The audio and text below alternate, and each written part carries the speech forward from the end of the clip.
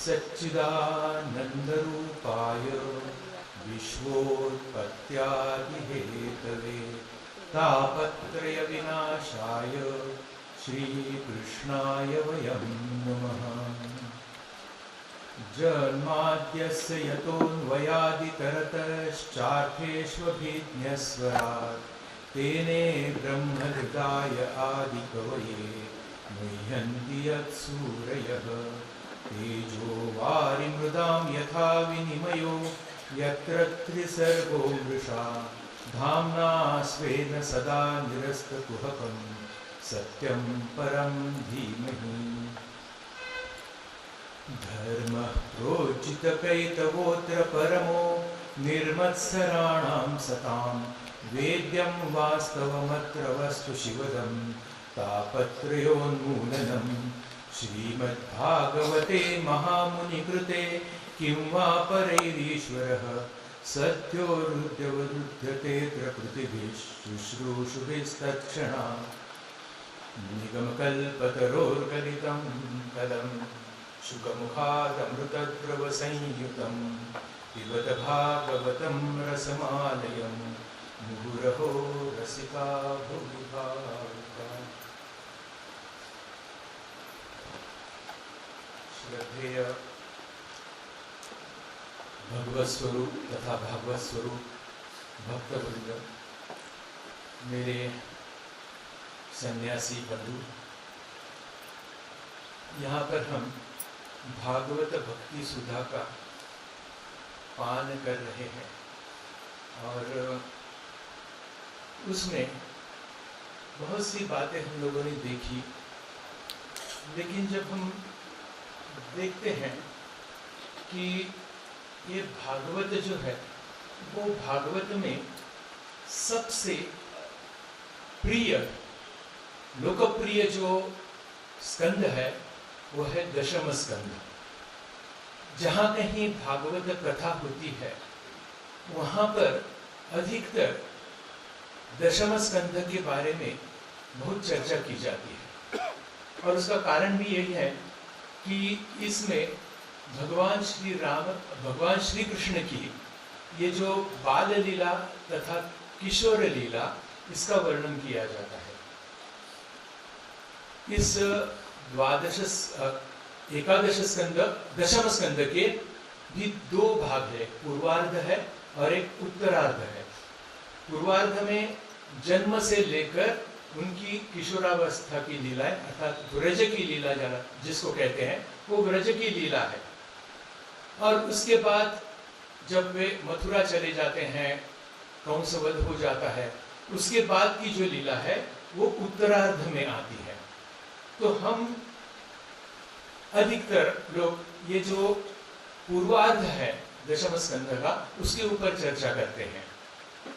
उसके बाद एक बहुत सुंदर स्कंद आता है एकादश स्कंद। उसमें पूर्णतया विचार वगैरह रखे हुए हैं, साधना के अंग रखे हुए हैं, अवधूत आख्यान करके उसमें गुरु के बारे में बताया है, संसार में किस प्रकार रहना चाहिए इसकी चर्चा की गई है। लेकिन यहाँ हम लोग भक्ति रसामृत जो है, भक्ति सुधा है, उसका पान करने के लिए यहाँ एकत्रित हुए हैं। तो उस चर्चा में न जाते हुए यहाँ जो कुछ पहले की बची हुई हमारी जो चर्चा है वो करेंगे। उसके बाद संभव हुआ, समय मिला तो श्री कृष्ण की जन्म कथा आज देखने का प्रयास करेंगे। देखते हैं ठाकुर की इच्छा क्या है, उसके अनुसार हम करेंगे। जैसे हम लोगों ने देखा था और महाराज ने भी बताया कि अभी आज का तीसरा दिन है। वैसे भागवत जो है कहीं भी आप सुनते हैं तो भागवत सप्ताह करके सुना जाता है, यानी 7 दिन भागवत का श्रवण करना चाहिए। सीधा सीधा अर्थ हो गया उसका। तो उसके बाद नहीं करना चाहिए, उसके पहले नहीं करना चाहिए, सिर्फ 7 दिन करना चाहिए। यहां पर कहते हैं दीनानाम नियमो नास्ति सर्वदा श्रवणम मतम। दीनों का कोई नियम नहीं है, सदा सर्वदा ठाकुर क्या कहते हैं? ईश्वर प्राप्ति करनी हो तो निरंतर उनका नाम गुण संकीर्तन करना चाहिए, निरंतर, उसमें बीच में अंतर नहीं होना चाहिए।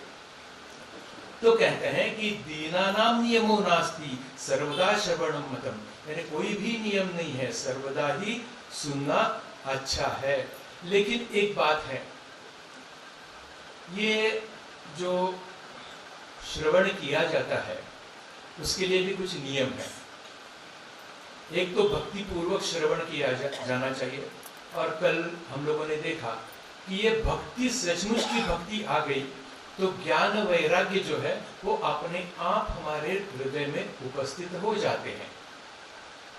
तो आवश्यकता क्या है कि ये जो सुनना है, भागवत कथा सुनना है, उसके लिए ज्ञान और वैराग्य की अत्यंत अत्यंत अत्यंत आवश्यकता है। और विशेष करके ये जो दशम जो स्कंद है, दशम स्कंध में ये जो रासलीला जो आती है, उस रासलीला सुनने के लिए तो सचमुच ही मन जो है वो मन हमारा अहंकार रहित होना चाहिए। और वो अहंकार कौन सा है? मैं पुरुष हूं, मैं स्त्री हूं, यह अहंकार जब तक नहीं जाता तब तक आपको ठीक ठीक वो रासलीला जो है उसका अर्थ आपके हृदय में प्रतीत ही नहीं होगा, उसमें से आपको श्रृंगार ही दिखेगा। इसके लिए आवश्यक है ये वैराग्य और ज्ञान। तो आगे कहते हैं कि श्रद्धातः श्रवणे नित्यम माघे तावद्धि यत्फलम तत्फलम शुकदेवेन सप्ताह श्रवणे कृतम। तो कम से कम वो कहते हैं कि 7 दिन तो ये सब ज्ञान वैराग्य वैराग्य के साथ इसका पठन कीजिए। हरदम तो नहीं कर सकते हैं तो कम से कम 7 दिन कीजिए। और कहा है कि श्रद्धा पूर्वक नित्य श्रवण करने से, यानी श्रद्धा पूर्वक नित्य श्रवण तो करना ही है, साथ साथ माघ मास में, माघ महीने में जब आप ये श्रवण करेंगे तो अधिक लाभ होगा, अधिक फल होगा। और वो जो फल है वो सप्ताह श्रवण से मिलता है। तो 7 दिन नहीं, 3 दिन तो हम श्रवण कर रहे हैं, तो ठीक ठीक भाव से हम ये श्रवण करेंगे तो निश्चित रूप से क्या हो जाएगा, यह ज्ञान, यह जो भाव है वो हमारे हृदय में प्रकट हो जाएगा। और ये भागवत महात्म्य में हम देखते हैं कि जब ये भागवत सप्ताह पूर्ण हो जाता है तो आकाश से विमान आकर उपस्थित हो जाता है।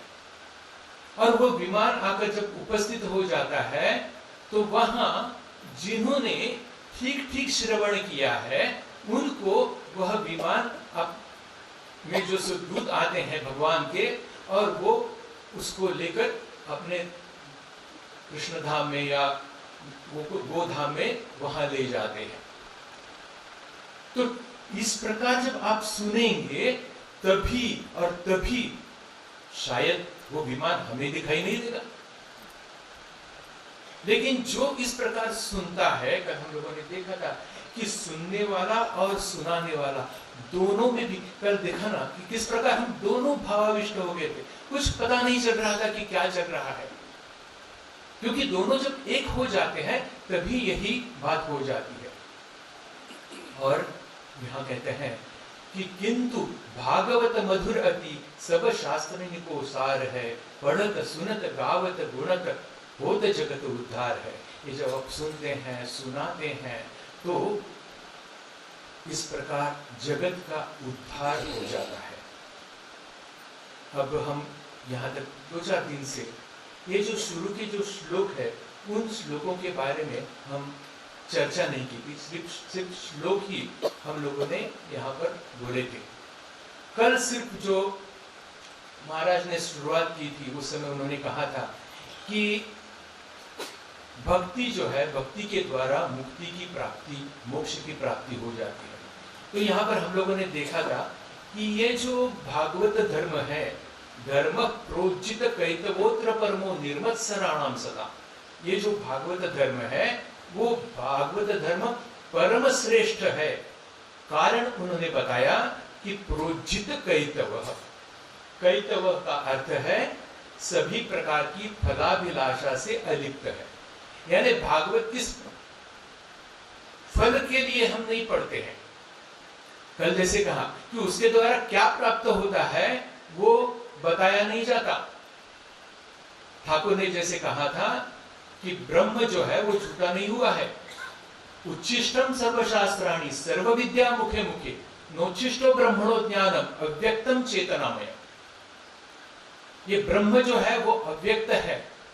उच्चिष्टो ब्रह्मणो उच्चिष्ट सर्वशास्त्राणि, सर्वशास्त्र जो है वो उच्चिष्ट हुए हैं, मुख से बोले गए हैं। लेकिन नोच्चिष्टो ब्रह्मणो ज्ञानम, वो ब्रह्म ज्ञान है वो उच्चिष्ट नहीं हुआ। ठीक उसी प्रकार मैं कहता हूं कि ये जो अनुभूति जो है वो अनुभूति बताई नहीं जाएगी। मैंने आपको शक्कर खाने के लिए दी, या कोई मूक व्यक्ति है, गूंगा है, उसको शक्कर खाने के लिए दिया और कहा कि बोलो कैसी है, बता सकेगा? इसीलिए इसको क्या कहा है, मूकास्वादनवत। मूक व्यक्ति जिस प्रकार आस्वादन करती है और उसके ऊपर क्या कैसी है वो नहीं बता सकती, ठीक उसी प्रकार यह भागवत से हमें क्या प्राप्ति होती है ये हम नहीं बता सकते हैं। तो यहां पर कहा है कैतव अर्थात सभी प्रकार की फलाकांक्षा से अलिप्त है। ये भागवत के ऊपर श्रीधर स्वामी जो है उन्होंने बहुत ही अच्छी सुंदर टीका है। उन्होंने गीता के ऊपर भी लिखा है, इसके ऊपर भी बहुत सुंदर भाष्य किया है। तो यहाँ पर उन्होंने ये जो प्रोज्जित शब्द जो है, प्रोज्जित कैतव का अर्थ क्या बताया कि सभी फलाकांक्षाओं से अलिप्त है। और प्रोज्जित यहाँ पर कहते हैं श्रीधर आचार्य प्रशब्देन मोक्षाभिसंधिरपि निरस्तः, यानी प्रकर्षेण उस शब्द से कहते हैं कि मोक्ष की भी इच्छा नहीं है। प्र शब्द से मोक्ष रूपी फल से भी संबंध नहीं है। यानी भागवत पढ़ने से हमें मोक्ष की भी होता ही है। जब हम देखते हैं ध्रुव की कहानी, यहाँ तो समय नहीं है अपने पास, लेकिन थोड़े इसमें बताता हूं कि ध्रुव वो अपने पिता के गोद में जाकर बैठने के लिए गया, तब उसकी जो माँ थी, सौतीली माँ थी सुरुचि, उसने उसको नीचे उतारा और कहा कि तुम्हें इस पिता के गोद में बैठना हो तो मेरी कोख से जन्म लेना पड़ेगा। ध्रुव की माता का नाम था सुनीति, ये सुरुचि, उसमें भी अर्थ है, उसमें हम नहीं जाएंगे। और उसके बाद यह छोटा सा बालक है, माँ के पास रोते हुए जाता है और माता भी उसे प्रोत्साहित करती है, साधना करने के लिए प्रोत्साहित करती है। अभी कौन सी माँ है अपने बेटे को प्रोत्साहित करती है? कोई जाना चाहे तो नहीं बेटा मत जाओ, साधु मत बनो। हाँ, दूसरा किसी का बेटा साधु बनता है तो उनको अच्छा लगता है, लेकिन अपना बेटा साधु होता है वे किसी को अच्छा नहीं लगता। दूसरे के घर में विवेकानंद जन्मे लेकिन मेरे घर में नहीं। तो ऐसी अवस्था में आप बताइए कि ये भागवत कथा जो है वो सुनने के बाद हमारे सामने विमान कैसे आ सकता है? आ सकता है? नहीं आ सकता, क्योंकि हमारी वृत्ति संसार को पकड़ के है, सांसारिक भोगों को पकड़ के है, सांसारिक जो रिश्ते हैं उनको पकड़ के है। उसके परे हम जाना नहीं चाहते। उसके परे जाना हो तो ठीक ठीक प्रकार से यह जो प्रोज्झित यानी सभी प्रकार की फलाकांक्षा से अलिप्त होना चाहिए। इसमें पूरे का अर्थ में नहीं बताऊंगा, इसका इतना ही बताऊंगा। अब फिर से जो पहला जो दूसरा जो श्लोक हम यहाँ पर उसका गायन करते हैं वो है जन्माद्यस्य यतोन्वयादितरतश्चार्थेष्वभिज्ञस्वराट् तेने ब्रह्म हृदय आदि कवये मुह्यन्ति यत्सूरयः। ये जो श्लोक है वो जब महात्म्य संपन्न हो जाता है, समाप्त हो जाता है भागवत महात्म्य, उसके बाद प्रथम स्कंद की शुरुआत होती है। और प्रथम स्कंद के शुरुआत के पहले अध्याय का यह पहला श्लोक है। कहानी का आप बोलेंगे कि महाराज आज थोड़ा बहुत कठिन बोल रहे हैं, लेकिन यह आवश्यक है, आगे चलकर हम लीला देखने ही वाले हैं। इसका कारण भी है कि जिनकी लीला हम देखने वाले हैं वे कौन है, इसके बारे में कहते हैं जन्माद्यस्य यतः, जिसके द्वारा या जिससे यह जगत की सृष्टि स्थिति प्रलय होते हैं। किससे होते हैं ये सब? वो परमात्मा परमेश्वर जो निर्गुण निराकार है वही यह सब करता है। जैसे मैं पूछता हूं कि थोड़ा सा अंधेरा है और जाते जाते आपको सांप दिखाई देता है, आप डर जाते हैं। डरने के बाद एक लाठी लाते हैं, लाठी लाकर या टॉर्च भी लाते हैं, प्रकाश लाते हैं और उसके ऊपर डालते हैं, तो आपको क्या दिखाई देता है? वहां सांप नहीं है, रस्सी है। तो ये सांप वहां पर कहां से आया? ये रस्सी नहीं रहती तो आपको सांप दिखाई देता? यानी उस रस्सी से ही हमें सांप की अनुभूति हो रही है। उसी प्रकार यह जगत जो अनुभूत हो रहा है उस रस्सी की भांति ये जो परब्रह्म है, परमात्मा है, उस परमात्मा पर यह हमें दिखाई देता है। पहले दिन मैंने कहा था या कल भी कहा था कि स्वामी जी को ठाकुर क्या कहते हैं, तुम्हारी वेदांत की दृष्टि से नहीं, वेदांत की दृष्टि से सब कुछ ब्रह्म है, क्योंकि उसके ऊपर ही वह अध्यसित तो हुआ है। लेकिन जब वह अध्यसित हुआ है उससे इसका मतलब ही क्या है कि मानो वह है इसलिए हमें दिखाई देता है, परब्रह्म है इसलिए जगत दिखाई देता है। परब्रह्म नहीं रहता तो जगत हमें दिखाई नहीं देता। तो कह रहे हैं कि जन्माद्य, और विशेष बात यहां पर है, ये जन्माद्यस्य यतः, यह क्या है आपको मालूम है? ये ब्रह्म सूत्र का दूसरा सूत्र है। जो ब्रह्म सूत्र प्रस्थानत्रयी कहा जाता है, प्रस्थानत्रयी में क्या क्या आता है? उपनिषद आते हैं, गीता आती है और ब्रह्म सूत्र आते हैं, ये तीनों आते हैं।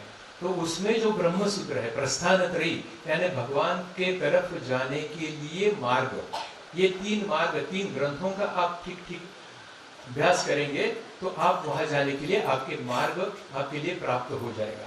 तो उसका दूसरा प्रथम सूत्र है अथातो ब्रह्म जिज्ञासा, पहला सूत्र है। यानी अब हम उस ब्रह्म के बारे में चर्चा करेंगे। और दूसरा सूत्र है जन्माद्यस्य, यानी कौन सा वो परब्रह्म, कौन से परब्रह्म के बारे में चर्चा कर रहे हैं? तो जिसके द्वारा यह सृष्टि स्थिति और प्रलय होते हैं। और बाद में ये जो बाकी दो तीन जो महापद पाद है वहां उन्होंने कहा है कि उसके द्वारा मानो यह पूरी जगत की सृष्टि किस प्रकार हमें भासित हो जाती है, उसकी भी अधिक चर्चा नहीं करेंगे। अब एकदम अंतिम शब्द जो है वहां पर आएंगे, धाम्ना स्वेन सदा निरस्तकुहकं सत्यम परम धीमहि। वे कहते हैं कि उस अपनी स्वयं प्रकाश ज्योति से सर्वदा और सर्वथा माया और माया काल से पूर्णतः मुक्त रहने वाले, यानी जो ये जो जहां से सृष्टि, अब देखिए वो जो रस्सी पड़ी है सचमुच उसमें कोई सांप है? उसमें जहर है? उसमें मुंह दिखता है? उसमें पूंछ दिखती है? उसमें आंखें दिखती हैं? या हम छड़ी से उसको मार दे तो क्या वह मर जाएगा? नहीं, क्योंकि उसमें है ही नहीं, सिर्फ भासित तो हो रहा है। उस सांप से वह रस्सी जिस प्रकार पूर्णतया मुक्त है उसी प्रकार यह जो परमात्मा परमेश्वर जो है वो इस संसार से पूर्णतया मुक्त है, अलग है। और उस परमात्मा का सत्यम परम धीमहि, उस परम सत्य का हम ध्यान करते हैं। ये जो सब चल रहा है सुबह से लेकर शाम तक, इतने दिनों से चल रहा है, वो और कुछ नहीं, उसी परम सत्य का अलग अलग प्रकार से हम ध्यान कर रहे हैं। ये दो श्लोक यहाँ पर आते हैं। और उसके बाद जो श्लोक आता है बहुत ही सुंदर श्लोक है। निगमकल्पतरोर्गलितं फलं शुकमुखात् अमृतद्रवसंयुतं पिबत भागवतं रसमालयं मुहुरहो रसिका भुवि भावुका। बहुत मुझे ये श्लोक इतना पसंद है, इतना आनंद आता है। कैसे है? निगम कल्पतरोर गलितम फल। आप सबको उन्होंने संबोधित किया है भूरि भावुका। आप भावुक है, भावुक यानी भक्त है। इस धरातल पर जो है वो आप भावुक है। रसिका भूरि भावुका, रस के मर्मज्ञ है आप। और आप क्या कर रहे हैं? कहते हैं निगम कल्पतरोर गलितम फल। उपनिषद जो है, श्रुति ग्रंथ जो है, जैसे मैं प्रस्थानत्रय अभी कहा, प्रस्थानत्रय में एक उपनिषद कहा, और वे उपनिषद वो वेद में आते हैं, और वेद को श्रुति ग्रंथ कहा है, और उसको ही कहा है निगम। और दूसरा जो है जिसमें पुराण आदि आते हैं, कल हम लोगों ने जैसे 18 पुराण देखे थे, ये सब पुराण ग्रंथ है, वो आते हैं आगम ग्रंथों में, निगम और आगम। तो ये जो कहते हैं निगम कल्पतरोर गलितम, यानी श्रीमद् भागवत यह क्या है? वेदरूप कल्प वृक्ष का पका हुआ फल है। निगम कल्पतरु, निगम रूपी कल्पतरु जो है, वेद रूपी जो कल्पतरु है, उसका यह फल है। अब फल आपके सामने आए तो आपके मन में क्या विचार आता है? समझो आम यह फल है, क्या सामने आता है? ऊपर छिलका रहता है, अंदर गुदा रहता है, और इसके अंदर गुठली रहती है, बराबर है ना? और उसका रस जब आप निकालते हैं तो उसका छिलका और अंदर से गुठली दोनों क्या करते हैं? फेंक देते हैं, और उसमें से रस सिर्फ है, वो सिर्फ रस ग्रहण करते हैं। लेकिन यहां पर तो क्या कहा है? यह तो है वेद, वेद रूपी जो कल्पतरु है, उसका फल तो ये है ही, लेकिन कैसा सुंदर फल है। जब यह आम या कोई फल पेड़ पर पक जाता है तो उससे आकर्षित होकर तोता आ जाता है, और तोता जब उससे अपने चोंच से स्पर्श कर देता है, अपने मुख से स्पर्श कर देता है, तो क्या हो जाता है? गिर जाता है। शुक मुखात अमृत, यानी कहते हैं कि इतना पका हुआ फल है ये भागवत का कि उसने स्पर्श करते ही वो गिर गया। और कैसे है? उससे वो द्रव संयुक्त द्रव रूप को प्राप्त हो गया। अब द्रव रूप प्राप्त होने के बाद वे क्या कहते हैं? पिबत भागवतम। अब फल का रस निकालने के बाद आपने उसको प्राशन किया, पिया, लेकिन आम आपके हाथ में दिया तो आप पी सकते हैं? मैं बोले महाराज आप आम तो हम खाते हैं, पीते नहीं है, लेकिन ये भागवत रूपी फल कैसा है? उसमें गुठली भी नहीं है और छिलका भी नहीं है, और उसका गुदा है वो रस स्वरूप है। अब भगवान ने किस प्रकार उसको एकत्रित रखा है वो मैं नहीं जानता, वो हर एक को जानना पड़ेगा। मुका स्वादनवत, वो पीने के बाद ही पता चलेगा। तो ये ऐसा भागवत है। और वहां आगे कहा है पिबत भागवतम रसमालयम। क्या अर्थ हो सकता है इसका? रसमालयम, हिमालयम का अर्थ क्या है? जहां पर हिम बर्फ है वो हिमालय है, लेकिन इसका यहाँ पर उस प्रकार रस का, यानी आपको लगेगा कि रस जहां पर एकत्रित है वह रसमालय हो गया। नहीं, ये गलत अर्थ है। यहां पर कहते हैं ये जो है वो पिबत भागवतम, भागवत रूपी रस जो है वो पियो। और कब तक पियो?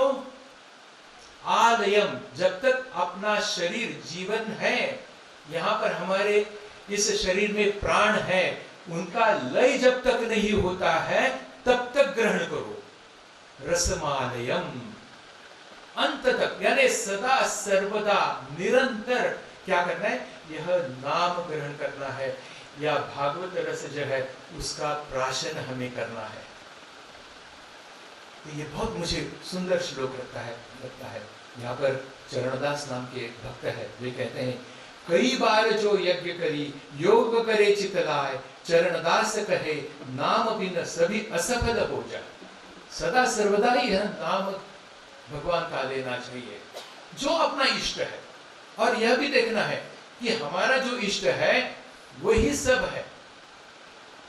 एक ये जो कल परसों पोथी का जो एक यहाँ पर प्रकाशन सोहला हुआ, उस प्रकाशन पोथी जो है रामकृष्ण पोथी, उसके जो लेखक है बंगाली पोथी के अक्षय कुमार सेन, उन्होंने एक छोटी सी किताब लिखी है रामकृष्ण महिमा करके। उसमें भी उन्होंने पोथी के बारे में बहुत सी बातें बताई है। तो वहां पर वे कहते हैं कि किस प्रकार यह सदा सर्वदा उनका नाम ग्रहण करना चाहिए।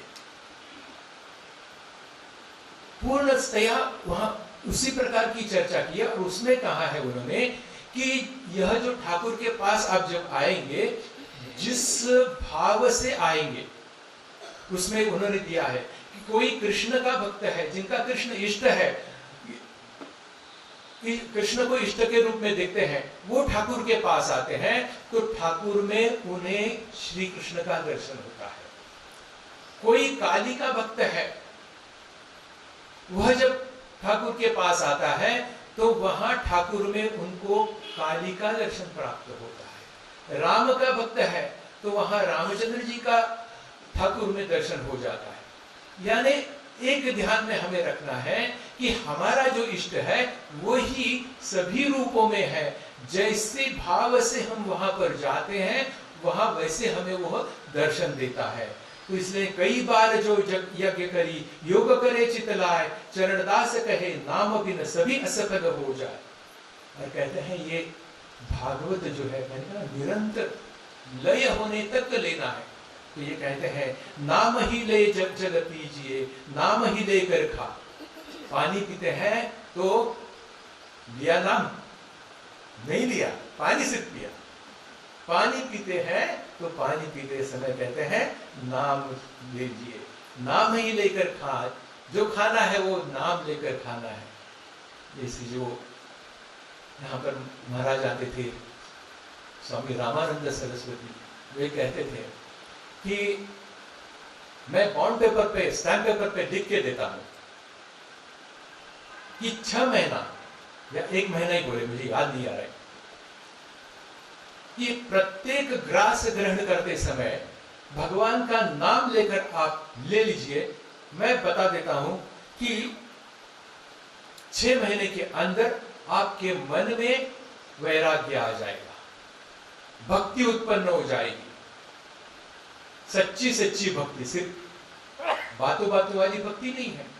तो यहाँ कह रहे हैं कि नाम ही ले जल पीजिए, नाम ही लेकर खा, नाम ही लेकर बैठिए, नाम ही लेकर ले चल रहा, नाम ही ले चल रहा। चलते समय, बैठते समय नाम लेना, अर्थात यह भागवत जो है वो भागवत सदा सर्वदा अपने मन में रहना चाहिए, ठाकुर का स्मरण रहना चाहिए। हाथी घोड़े धन घना, चंद्रमुखी बहुनार, नाम बिना यमलोक में पावे दुख का पार। जब यहाँ से जाएंगे तो साथ में क्या ले जाएंगे? अर्थागृहे निवर्तन्ते श्मशाने मित्र बांधव, दुष्कृतम सुकृतम दुष्कृतम चैव गच्छन्त्यम अनुगच्छति। अर्थागृहे निवर्तन्ते, ये धन संपत्ति जो है वो घर में ही रहने वाली, कोई साथ में ले जाता है? कोई नहीं ले जाता। श्मशाने मित्र बांधव, अपने मित्र बांधव जो है, रिश्तेदार है, कहाँ तक आते हैं? श्मशान तक, वो भी आना पड़ता है इसलिए। लेकिन हमारे जो सत्कर्म और दुष्कर्म है वही हमारे साथ आ जाते हैं। तो हमारा कर्तव्य क्या है? उस यम से बचाने के लिए, यमलोक से बचाने के लिए हमारे जो सत्कर्म है उन सत्कर्म को बढ़ाना है। और सत्कर्म क्या है? आप बोलेंगे कि सत्कर्म यानी अच्छे कर्म। उस परमात्मा का नाम क्या है? सच्चिदानंद। पहला शब्द क्या है उसका? सत। तो सच्चिदानंद, उस परमात्मा के लिए जो कर्म किया जाता है वह कर्म क्या है? सत्कर्म है। तो यहां पर कह रहे हैं कि नाम बिना यमलोक में पावे दुख अपार, सकल शिरोमणि नाम है सब धर्मन के माही, अनन्य भक्ति वही जानिए सुमिरन भूले नहीं। भगवान का स्मरण कभी भी नहीं भूलना चाहिए। तो ये जो भगवंत है, कृष्ण जो है, इसका चरित्र यहाँ पर इस भागवत में हमें मिलता है। जैसे जन्माद्य से तक जिसने यह सृष्टि स्थिति जो है वह प्राप्त की है, जिसका हम ध्यान करने के लिए प्रस्तुत हुए हैं, वही जो सत्य है, वही सत्य गोकुल में हजारों साल पहले शरीर लेकर प्रकट हुआ था। अब यहाँ पर हम कुछ उसका चरित्र देखने का प्रयास करेंगे। देखिए कहाँ तक पहुँच सकते हैं, क्या क्या हो सकता है। तो आपको मालूम है कि वसुदेव और देवकी का विवाह हुआ है। उग्रसेन का पुत्र था कंस, और कंस की चचेरी बहन देवकी थी। अपने इस देवकी चचेरी बहन के ऊपर ये कंस का बहुत स्नेह था। देखिए, एक तरफ यह कंस है वो अत्याचारी है, लेकिन दूसरी तरफ अपने बहन के प्रति उसका आत्यंतिक प्रेम है, आत्यंतिक स्नेह है। लेकिन यह स्नेह भी किसके लिए है? यह स्वार्थजनित स्नेह है। जब तक, जैसे कल मैंने कहा था ना कि भगवान से हम प्रेम करते हैं, भगवान को भी पता नहीं चलना चाहिए कि मैं भगवान से प्रेम कर रहा हूं, मैं ठाकुर से प्रेम कर रहा हूं, मैं कृष्ण से प्रेम कर रहा हूं, मैं श्री रामचंद्र से प्रेम कर रहा हूं। नहीं, उसको भी नहीं पता चलना चाहिए, उनको भी पता नहीं चलना चाहिए। लेकिन यह जो उसका प्रेम है वो स्वार्थ जनित है। और सामने जो हमारा जो प्रेमास्पद है उसमें किसी भी प्रकार का बदलाव हो गया तो भी हमारा प्रेम कम नहीं। माँ जो है वो माँ अपने छोटा सा बच्चा है, बालक है, उसको प्रेम करती है। प्रेम करने के बाद धीरे धीरे वो बड़ा हो जाता है। बड़ा हो जाने के बाद उसका रूप रंग जो है वो पूर्णतया बदल जाता है। लेकिन माँ का प्रेम कम हो जाता है? नहीं, माँ का प्रेम तो कभी कम नहीं हो जाता। वो बच्चा माँ को छोड़कर कहीं प्रदेश विदेश चला जाता है तो भी माँ का प्रेम वैसे की वैसे रहता है। लेकिन इसमें थोड़ा सा फर्क है। ये जो माँ का प्रेम है उसमें थोड़ा सा एक आसक्ति का एक स्पर्श है। लेकिन यहाँ पर जो सच्चा प्रेम रहता है, भगवान की तरफ प्रेम रहता है, उसमें आसक्ति का स्पर्श नहीं रहता है। थोड़ा सा अलग मैं कह रहा हूं। ये बताते समय मुझे इतनी सारी बातें दिमाग में आ जाती है कि लगता है कि मैं क्या बताऊं क्या नहीं बताऊं। माँ की बात याद आ गई। हमारी शारदा माँ है, वो जयरामवाटी में है, और कहीं दूसरी जगह पे उनकी एक संतान अर्थात शिष्य, उसकी मृत्यु हो गई है। और माँ यहाँ पर रो रही है। वहां पर जो मराठी में माँ करके जो किताब है उसके लेखक है ब्रह्मचारी अक्षय चैतन्य। अक्षय कुमार सेन अलग है, अक्षय चैतन्य अलग है, ब्रह्मचारी अक्षय चैतन्य। तो उन्होंने लिखा है कि जैसे किसी का पुत्र, किसी की संतान की मृत्यु होने के बाद माँ जिस प्रकार रोती है, कोई माँ जो है सामान्य लौकिक माँ है, जिस प्रकार रोती है, ठीक उसी प्रकार ये हमारी शारदा माँ है, अपने संतान के लिए रो रही है। लेकिन अगला वाक्य जो है वो अत्यंत महत्वपूर्ण है। वहां पर कहते हैं लेकिन उसमें आसक्ति का लवलेश भी नहीं है, छोटा सा लेश भी नहीं है, आसक्ति नहीं। कैसे होगा ये प्रेम? ये जो माँ अपनी रहती है उसमें आसक्ति रहती है, ये मेरे कोख से जन्मा हुआ बेटा है। लेकिन वहां पर कैसे है? ये सभी जगत मेरा है, कोई पराया नहीं है। तो यहां पर ये जो कंस की बहन है वो अभी तो इतना प्रेम कर रहा है उसके ऊपर कि उसने क्या किया कि विवाह होने के बाद उसका जो रथ था, उसको रथ का सारथी था, उसको उतार कर वहां जो ये है घोड़े की रास जो है उन्होंने अपने हाथों में पकड़ ली और खुद रथ चला रहा है। लेकिन उसी समय आकाशवाणी हो गई, अस्यास्त्वामष्टमो गर्भो हंता याम वह से बुध,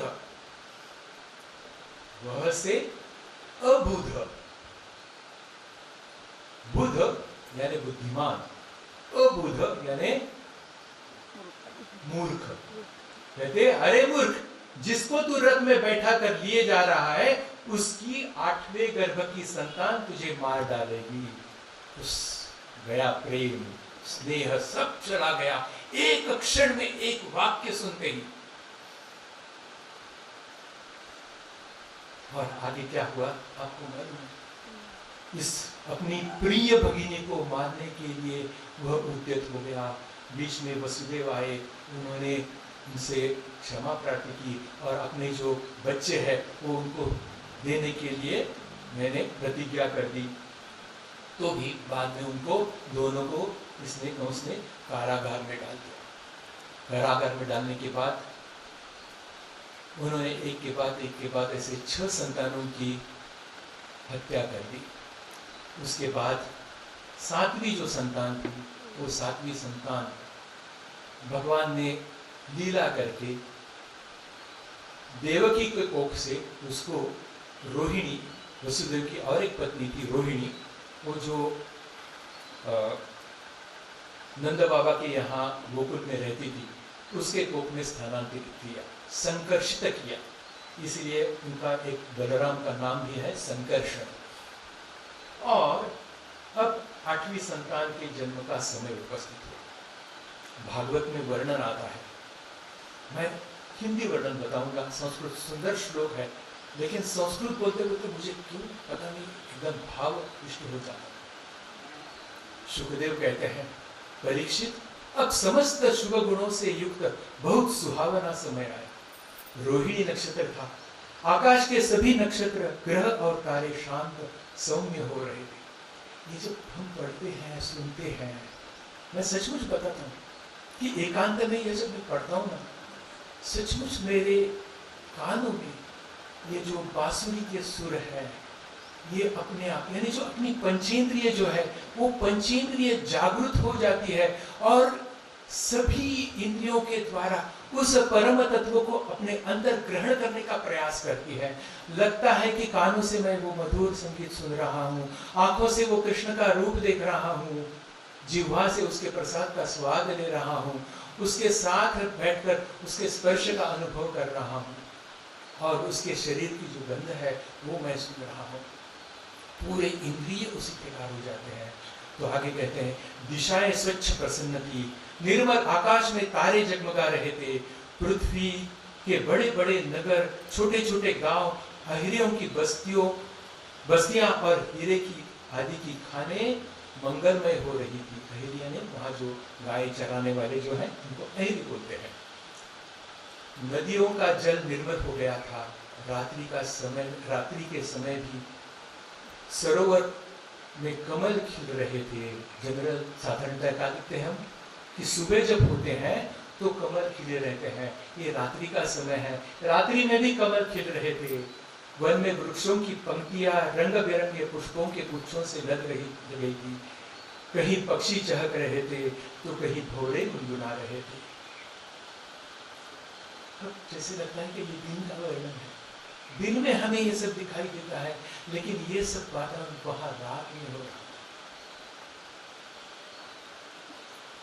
जाने तो कुछ मुझे याद आ रहा है, लेकिन वो बताने से समय, क्योंकि अभी ही 40 हो गए हैं, हमारे हाथ में सिर्फ 10 मिनट है, तो क्या करेंगे पता नहीं। मैंने महाराज से परमिशन दी है कि 10-15 मिनट आपको चाय के लिए थोड़ा सा समय हो जाएगा, कोई चलेगा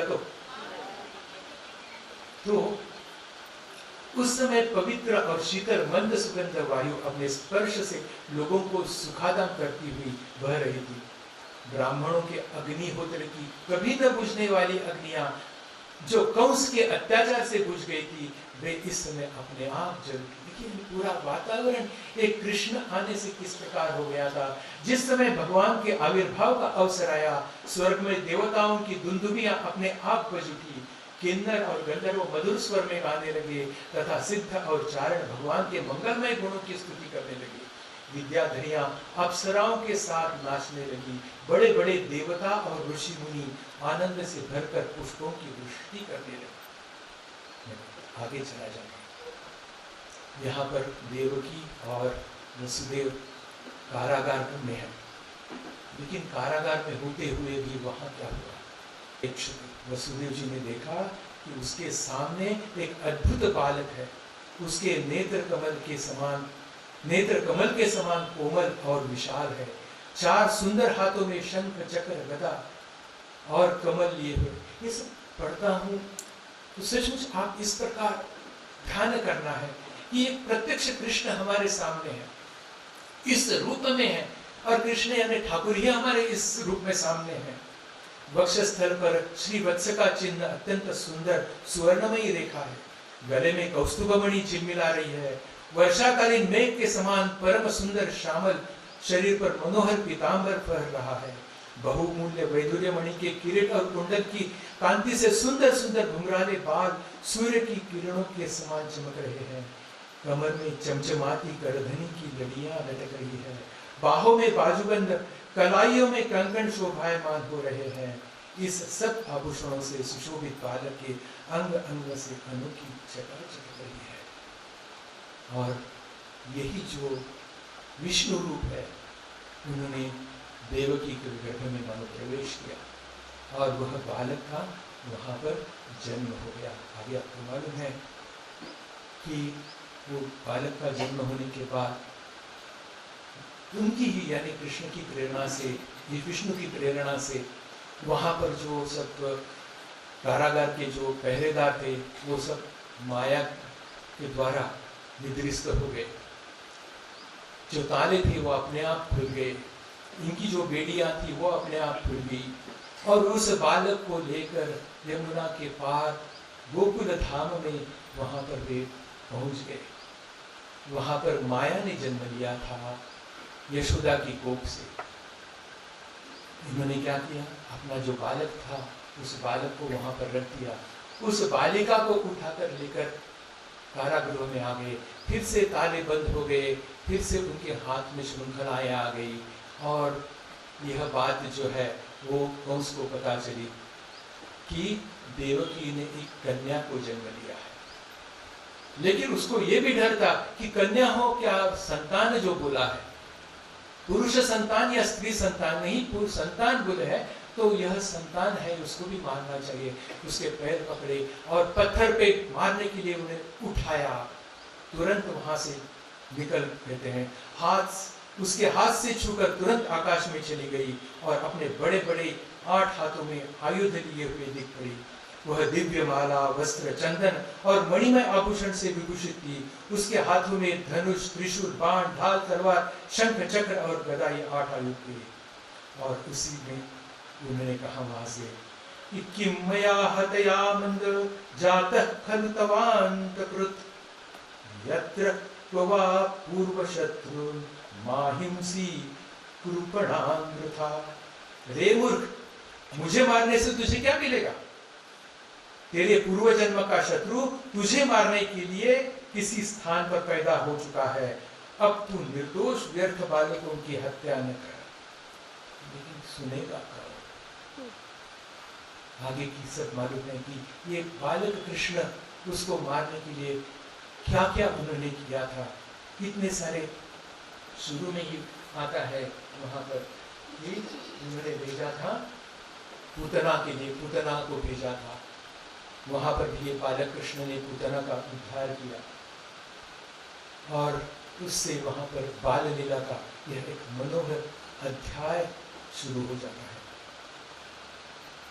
बाल लीला है, बहुत सी लीलाएं उसमें, और लीला का अर्थ है, उसके पीछे एक तत्व है, वह तत्व हमें जानना चाहिए। उसके पीछे जो भक्ति मूलक जो भाव है, उस भाव को हमें ग्रहण करना है। यहाँ पर आप सबको मालूम है, छोटा सा बच्चा है, उसकी इच्छा क्या रहती है कि माँ का स्तनपान करे। यहाँ पर वर्णन आता है, बहुत ही सुंदर वर्णन है। ये जो यशोदा है, वो यशोदा मन में विचार कर रही है। अभी ये जो बालक कृष्ण है, अभी थोड़ा थोड़ा घुटनों को बल से चलना शुरू कर दिया है उसने, इधर उधर घूमते रहता है, सोया हुआ है। माँ जल्दी उठकर वहां पर दधि मंथन करने के लिए उद्यत हुई है। यहाँ पर कहते हैं, श्रवमं वास ऋतुकटितटे बिभ्रति सूत्रनद्धम। उसने क्या किया है, अपना जो वस्त्र है वो थोड़ी सी शरीर से स्थूल है। ये जो यशोदा है उसका वर्णन किया जाता है, वो स्थूल है। तो स्थूल कटिभाग में सूत से रस्सी से बांधकर उसने रेशमी लहंगा पहने हुई थी, रेशमी वस्त्र पहना है। आपको मालूम है, पूजा के समय हम धूत वस्त्र पहनते हैं, धोया हुआ, या रेशमी वस्त्र पहनते हैं। रेशमी वस्त्र ऐसा रहता है कि वो हर रोज धोने की आवश्यकता नहीं पड़ती है, वो अपवित्र नहीं होता है। तो यहां पर कहते हैं कि, और एक बात है, रस्सी से बांधा है। क्यों बांधा है रस्सी से? कहते हैं, कमर में रेशमी लहंगा डोरी से कसकर बंधा हुआ है। कितना सुंदर वर्णन किया है यहाँ पर। अर्थात जीवन में आलस्य, प्रमाद, असावधानी नहीं है। उसके जीवन में ये बात नहीं है, आलस्य नहीं है। जैसे कहते हैं ना, कुछ काम करने, कमर कस के काम करना है। कमर कस के काम करना, इसका मतलब क्या है कि पूरी तैयारी से, कोई भी असावधानी नहीं है, पूर्णतया एकाग्रता से वो काम करना है, प्रमाद नहीं है उसमें, और सेवा कार्य में पूरी तत्परता है। ये मेरा कान्हा है, उस कान्हा के लिए मैं दधि मंथन करके उससे नवनीत निकालूंगी, और मेरा ये कान्हा है, ये नवनीत प्राशन करेगा। और रेशमी लहंगा इसलिए पहना है कि किसी प्रकार की अपवित्रता रह गई तो मेरे कन्हैया को कुछ हो जाए। और उसी समय है, ये जो छोटा सा बालक है, वो घुटने के बल से वहां पर उपस्थित हो जाता है। वर्णन आता है भागवत में, ताम स्तन्य काम आसाद्य मंथन्तीं जननीं हरि गृहीत्वा दधिमन्थानं न्यषेध प्रीतिवाहनं। क्या सुंदर वर्णन किया है। उसी समय यह जो भगवान श्री कृष्ण है, बालक श्री कृष्ण है, वो स्तन पीने के लिए, स्तनपान करने के लिए अपनी दही मथती हुई माता के पास आए, और अपनी माता के हृदय में प्रेम और आनंद को, अपना बेटा जब आएगा, जग कर आएगा, तो किस माता को आनंद नहीं होगा। तो आनंद और भी बढ़ाते हुए उसने क्या किया, दही की मंथानी रही जो है हाथ से पकड़ ली और उसे मथने से रोक दिया। क्या अर्थ है इसका? कुछ आया मन में, बहुत ही सुंदर अर्थ है इसके पीछे। कहते हैं कि सर्वत्र जो है भगवान जो है, जिसे ठाकुर भी हमें कहते हैं, जप करो, ध्यान करो। वहां जो दक्षिणेश्वर में ये जो भक्त लोग आते थे, उनके अंतरंग शिष्य, तो उसको रोटी कितनी खानी ये भी उन्होंने तय कर दिया, और दिन रात उनसे साधना करवा देते थे। लेकिन माँ ने तो कहते हैं कि सर्वत्र भगवान साधना की प्रेरणा देते हैं, अपनी ओर आकृष्ट करते हैं। किंतु यहाँ जो ये बालक जो है वो बालक क्या कर रहा है, मानो बालक क्या है, भगवान है, और माँ जो है वो साधिका है। जैसे मैंने कल कहा था ना कि अर्जुन और कृष्ण के बारे में जो हमारे जो आचार्य ने मुझे कहा था, ठीक उसी प्रकार यहाँ एक साधक है, एक साधिका, एक इष्ट है उनका। तो कहते हैं कि परंतु मथानी पकड़कर मैया को रोक लिया। मानो कह रहे हैं, अरे देखिए साधना किसके लिए कर रही है, किसके लिए वो मक्खन बना रही है। मेरा बेटा कृष्ण आएगा, कान्हा आएगा और वो मक्खन खाएगा। अब कान्हा खुद आया है और कह रहा है कि मुझे गोदी में ले लो, मुझे उठा ले लो। यहाँ कृष्ण का नाम किया है स्तन्य काम, उसको मक्खन की जरूरत नहीं है, नवनीत की जरूरत नहीं है, दही की जरूरत नहीं, उसको माँ का दूध पीना है। तो माँ का कर्तव्य क्या है, उसको उठा लेना है ना। तो ये बाकी जो कर्म कर रहे हैं वो कहते हैं अब तेरी साधना पूर्ण हो गई, पिष्ट पेषण करने से क्या लाभ, अब मैं तेरी साधना का इससे अधिक भार नहीं सह सकता। ये तुम कर रही है, यानी भगवान हमें एक दिन कहेंगे कि अरे इतना जब कर रही हो, इतना ध्यान कर रहे हो, नहीं अब ये साधना का भार मैं नहीं सहन कर सकता, मैं आ गया हूं तुम्हारे सामने।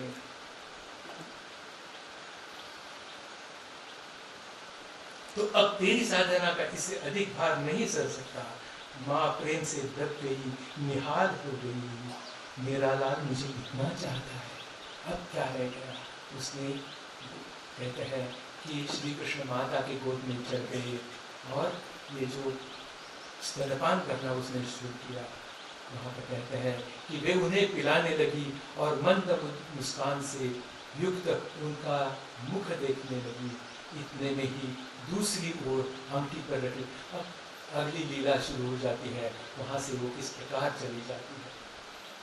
मानो जो ठाकुर जो है वचनामृत में शुरू में कहते हैं कि कर्मत्याग का जो समय है वो इस प्रकार है। वे कहते हैं एक बार हरिनाम या राम नाम लेते ही रोमांच होता है, आंसुओं की धारा बहने लगती है, तब निश्चित समझो कि संध्यादि कर्मों की आवश्यकता नहीं रह जाती। तब कर्मत्याग का अधिकार पैदा हो जाता है, कर्म आप ही छूट जाते हैं। उस अवस्था में केवल राम नाम, हरि नाम या केवल ओंकार का जप करना ही पर्याप्त है। संध्या वंदन का लय गायत्री में हो जाता है और गायत्री ओंकार में लीन हो जाती है। समय तो वैसे समाप्त हो गया है। महाराज की अनुमति से और कुछ 10 मिनट लेने का सोच रहा हूँ, आपकी भी अनुमति होगी कि अब ये कृष्ण लीला चल रही है। हम कहते हैं कि ये कृष्ण के पास हमें यह अनुभूति क्यों नहीं होती, हमें यह प्रेम क्यों नहीं उत्पन्न होता। हम कृष्ण की लीला इतने बार सुनते हैं, ठाकुर की लीला सुनते हैं, लेकिन जैसा प्रेम इन भक्तों की ठाकुर के अंतरंग शिष्यों में रहता है, या ये अघोरमणि माँ की हम बात सुनते हैं, उसका जो प्रेम था कृष्ण के प्रति, वैसा प्रेम हमारे मन में ठाकुर के प्रति क्यों नहीं उत्पन्न होता। एक तो बात है बार बार बार बार ये कथा श्रवण करना चाहिए और कुछ नहीं। और मन में जो अहंकार है उस अहंकार का पूर्णतया त्याग करना चाहिए। कोई किसी भी प्रकार का अहंकार नहीं चाहिए। हम देखते हैं कि ये गोपिकाएं हैं, ये गोपिकाएं उनके मन में कुछ जो अहंकार था वो भी चला गया। उसके बाद क्या होता है, उनको पता चलता है कृष्ण का और राधा का मिलन करने से कृष्ण को अधिक आनंद होता है, यह उनको पता चलता है गोपियों को। तो वो हरदम अपना स्वार्थ छोड़कर कृष्ण और राधा का मिलन करने में जुटी हुई रहती है। और दूसरी तरफ और एक बात यहाँ पर मैंने सुनी कि राधा जो है वो राधा ऐसा प्रयत्न करती है कि अरे मेरे तो कृष्ण है ही, इन गोपियों को उसका सानिध्य मिलना चाहिए। इस पढ़ रहा था तो मुझे याद आ गई माँ की। माँ ठाकुर के लिए भोजन लेकर जा रही थी और उसी समय एक महिला आकर कहती है, माँ मुझे दे दो। मैं ठाकुर को ले जा कर दे दूंगी। और माँ उसके हाथ में वो थाला दे देती है, ठाकुर के पास वो महिला ले जाती है। ठाकुर को मालूम है कि वो महिला जो है उसका चरित्र ठीक नहीं है, तो खाने के लिए तैयार नहीं है। वहाँ थाला रखकर वो चली जाती है। माता जी फिर से वहाँ पर उपस्थित हो जाती है और कहते हैं कि ठाकुर खा लो। नहीं, बोले मैं नहीं खाऊंगा। तुमने खुद क्यों नहीं लाया? तो बोले माँ ने क्या कहा, जब कोई मुझे माँ कहकर पुकारेगा तो मैं ना नहीं बोल सकूंगी। देखिए, इस प्रकार ठाकुर को शरण जाना है। कुछ चाहिए तो अपना अस्तित्व जो है, माँ ने पूर्णतया अपना अस्तित्व ठाकुर में विलीन कर दिया था। ठीक उसी प्रकार हमें भी अपना अस्तित्व जो है पूर्णतया विलीन कर देना है।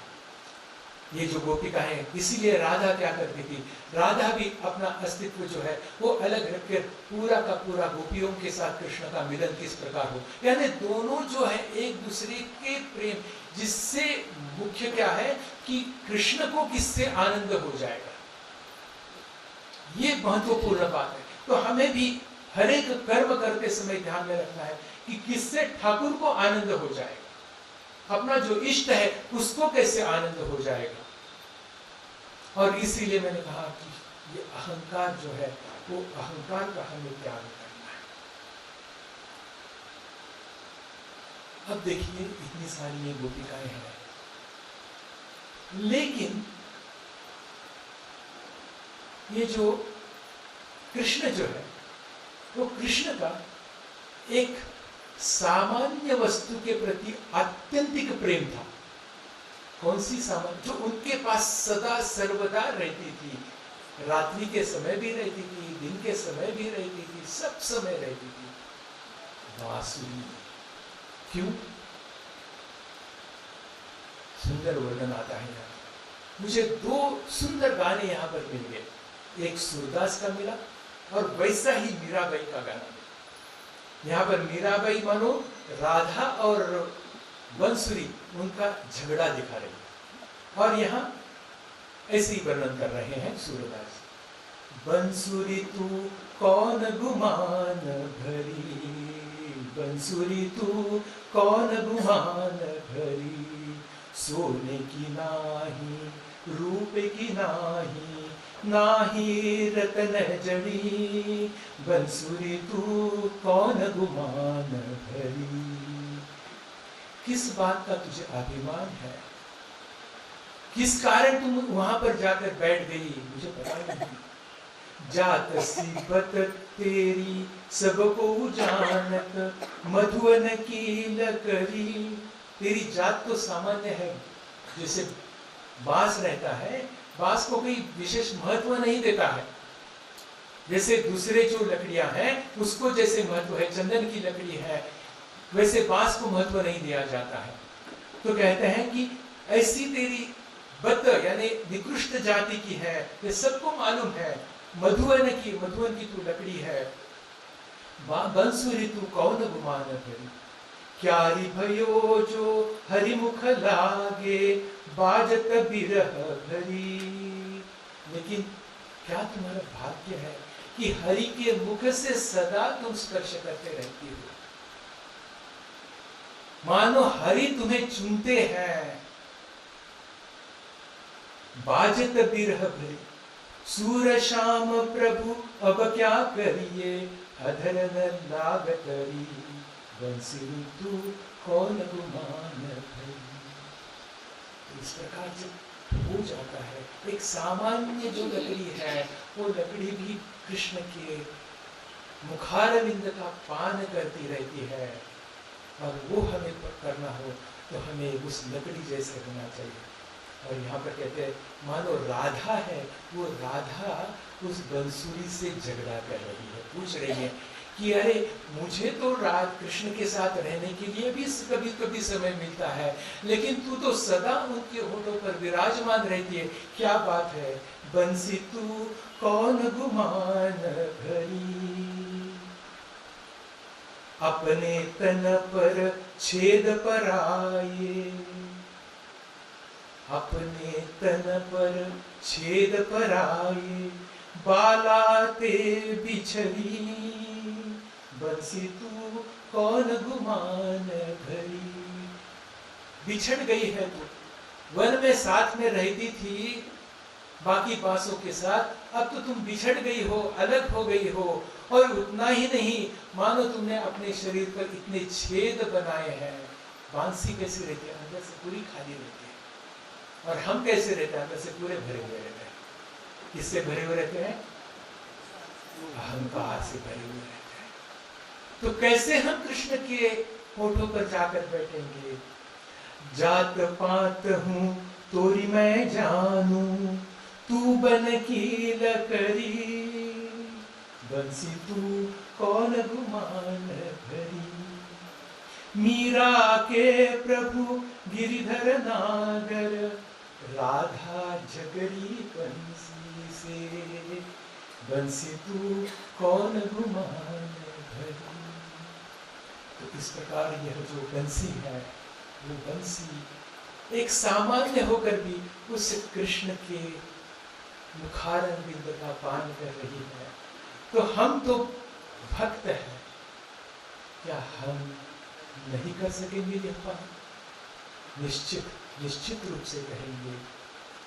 बहुत सी लीला है, समय तो है नहीं अपने पास, लेकिन जो कुछ हमें मिले हैं रत्न, वो रत्न उस भक्ति सुधा में डूब देकर वहां से हमने उठाए हैं। हमारी जितनी अंजलि है उसमें यह अमृत हाथ में लिया है। अब हमारा काम क्या है? वही अमृत जो है, जब तक इस शरीर में प्राण है, रसम आलय, जब तक हमारे शरीर का लय नहीं हो रहा है, तब तक यह पान हमें करना है। पिबत भागवतम रसमालय।